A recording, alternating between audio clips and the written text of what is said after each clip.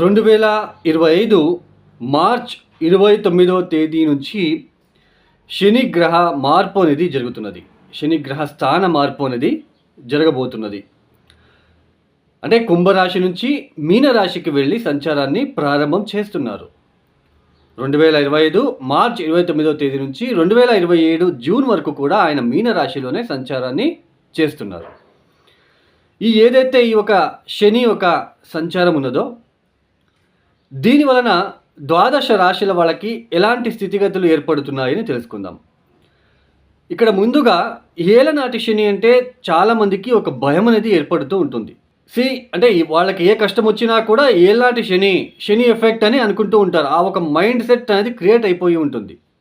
ఇక్కడ ఎందుకు అలా క్రియేట్ అవుతూ ఉంటుంది? చాలామందికి ఏలనాటి శని సమయంలోనే వాళ్ళకి చాలా ప్రాఫిటబుల్గా జరిగి ఉంది. నేను చాలామందికి చూశాను. ఎందుకు ఏలినాటి శని జరిగినప్పటికీ కూడా దశాభుక్తి ఫేవరబుల్గా ఉంటే, దశాభుక్తి కనుక మీకు మంచి ఒక దశాభుక్తి జరుగుతూ ఉంటే పెద్దగా ఇబ్బందులు రావు. మరియు మెయిన్ అష్టకవర్గ బిందువులు చాలా ఇంపార్టెంట్ అండి. అష్టకవర్గ బిందువులు శని ఇప్పుడు మీనరాశిలోకి వెళ్ళి సంచారాన్ని ప్రారంభం చేస్తున్నారు. ఆ రాశిలో మీ జన్మజాతకంలో శని గ్రహము ఎన్ని బిందువులు ఇచ్చారు? ఏ 0, 1, 2 ఇచ్చి ఉంటే ఇట్ విల్ ఫేస్ ట్రబుల్స్ ఉంటుంది. ఏ 1 బిందువు ఇచ్చి ఉంటే, 0 ఇచ్చి ఉంటే చాలా ట్రబుల్స్ ఉంటుంది. ఏ 4, 5, 6, 4 బిందువులు, 5 బిందువులు, 6 బిందువులు ఇచ్చి ఉంటే ఆయన అక్కడ ఇబ్బంది ఎక్కువ పెట్టాడు. తర్వాత దశా పీరియడ్, ఈ ఏలాంటి శని సమయం అంటే ఏలాంటి శని పీరియడ్లోనే ఒక వ్యక్తి జాతకంలో శని మహాదశ కూడా జరుగుతూ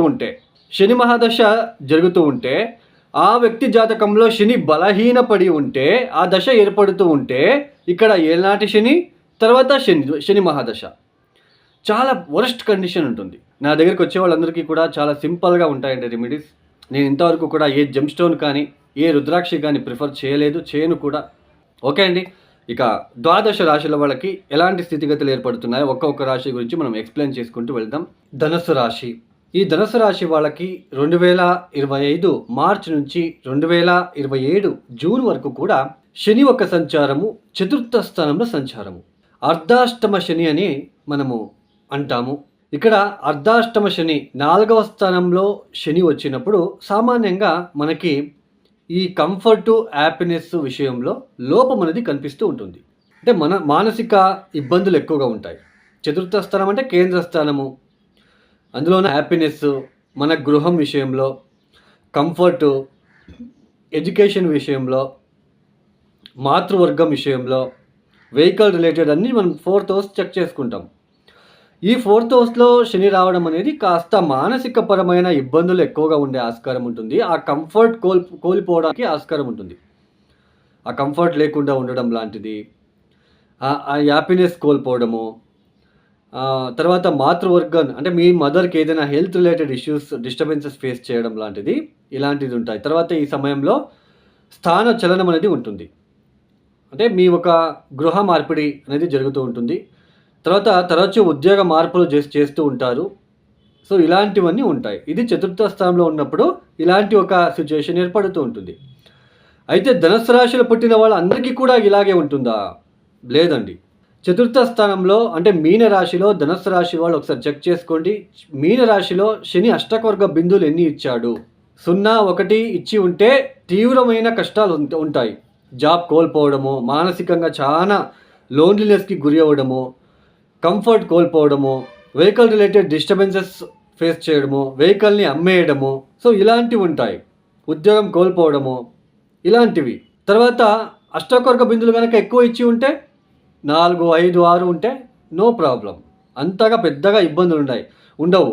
అంటే ఇక్కడ జాబ్లో అభివృద్ధి, ఆ జాబ్కి స్ట్రెస్ వచ్చిన అంటే జాబ్ చేస్తూ స్ట్రెస్ అయినప్పటికీ కూడా ఆ స్ట్రెస్లోనే వీళ్ళు హ్యాపీనెస్ని అంటే కనిపిస్తూ ఉంటుంది. అంటే జాబ్లో ఎక్కువ వీళ్ళు పని చేయవలసిన ఒక ప్రమేయం ఏర్పడినా అష్టకవర్గ బిందులు ఎక్కువ ఇచ్చి ఉంటాడు కాబట్టి ఆ జాబ్లో అంతా వర్క్ చేసినా కూడా ఆ వర్క్లోనే వీళ్ళు హ్యాపీనెస్ని చూడగలుగుతారు. తర్వాత ఇంకొకటి, ఈ ధనుసు రాశి వాళ్ళకి అర్ధాష్టమ శని ఉన్నప్పటికీ 2025 గురుబలం ఉంటున్నది. సో గురుబలం అనేది మిమ్మల్ని సేవ్ చేస్తుందని అర్థం. కొంచెం ఈ హ్యాపీనెస్ లేకపోయినప్పటికీ ఈ గురు దృష్టి ఉంటున్నది కాబట్టి మీరు ఆ హ్యాపీనెస్‌ని తీసుకోగలుగుతారు. ఏది వచ్చినా కూడా మీకు అంతగా వర్తించదు. ఆ ఇబ్బందులు మీకు వచ్చినప్పటికీ అది మీకు కనిపించదు. ఆ ఫీల్ అవ్వరు. ఫీల్ అవుతేనే కదా మనకేదైనా డిస్టర్బెన్స్ అయ్యేది. గురుబలం ఉంటుంది కాబట్టి ఆ ఫీలింగ్ అనేది రాకుండా ఉంటుంది. ఇబ్బందులు వచ్చినప్పటికీ మామూలు కదా అన్నట్టుగా వెళ్తూ ఉంటారు. అంటే చతుర్థ స్థానంలో తర్వాత అష్టకొరక బిందువులు చెక్ చేసుకోండి. తర్వాత ధనుసు రాశి వాళ్ళు చతుర్థ స్థానంలో ఏదైనా గ్రహం ఉందా? సూర్యుడో, కుజుడో ఇట్లా గ్రహం ఉందా? తర్వాత దశమ స్థానంలో ధనుసు రాశి నుంచి దశమ స్థానం ఏదవుతుంది? కన్యా రాశి. శని యొక్క దృష్టి కన్యా రాశి మీద ఉంటుంది కాబట్టి ఈ కన్యా రాశిలో ఏదైనా గ్రహం ఉందా? ఏ సూర్యుడో, కుజుడో శత్రుగ్రహం ఉండాలి. అట్లా శత్రుగ్రహం ఉంటే ఇంకా ఇబ్బందులు ఉంటాయి. ఒకవేళ కన్యా రాశిలో ఏ గ్రహము లేదు, మీనరాశిలోనూ ఏ గ్రహము లేదు, శని అష్టకవర్గ బిందులు కూడా మీనరాశిలో ఎక్కువ ఇచ్చాడు, దశాభుక్తి బాగుంది. So it will be fine, no problem. తర్వాత కామన్లీ చెప్పాలి అంటే ఈ చతుర్థ స్థానంలో శని వచ్చినప్పుడు ఇల్లు కొనుగోలు చేసే వాళ్ళకి, ఇల్లు కట్టాలి అనుకున్న వాళ్ళకి ఆటంకాలు ఎక్కువగా ఉంటాయి. ఏ బేస్మెంట్ చేసి అక్కడే ఆగిపోవడము.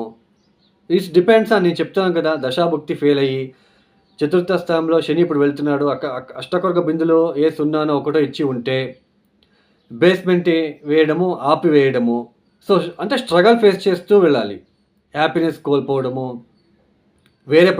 వేరే ప్రాంతాలకు వెళ్ళి అక్కడ లైఫ్ని లీడ్ చేయవలసిన ఒక ప్రమేయము, ఆ ఒక ప్రాంతానికి అడ్జస్ట్ అవ్వాలి అంటే చాలా రోజులు పడుతుంది. అంతవరకు వీళ్ళు హ్యాపీనెస్ కోల్పోయి ఉంటారు కదా. సో ఇది అండి, ధనుసు రాశులు తప్పనిసరిగా ప్రతిరోజు నువ్వుల ఒత్తులని సాయంత్రం పూట ప్రదోషకాలంలో శివాలయానికి వెళ్ళి వెలిగించడానికి ప్రయత్నం చేయండి. ప్రతిరోజు శివ పంచాక్షరి మంత్రాన్ని కొన్ని వేల సార్లు ఓం నమ శివాయ చదువుకోవడానికి ప్రయత్నాలు చేసుకోండి. కాలభైరవేశ్వరుడికి బూడిద గుమ్మడికాయ దీపాన్ని వెలిగించడానికి ప్రయత్నాలు చేసుకోండి. వీలైతే ఇనుపుతో చేసిన బీరువాన్ని డొనేషన్ ఇవ్వడానికి ప్రయత్నం చేయండి. ఏ హాస్పిటల్లో, ఏ అంగవైకల్యంతో ఉన్న ఆశ్రమాలకో డొనేషన్ ఇవ్వడానికి ప్రయత్నాలు చేసుకోండి.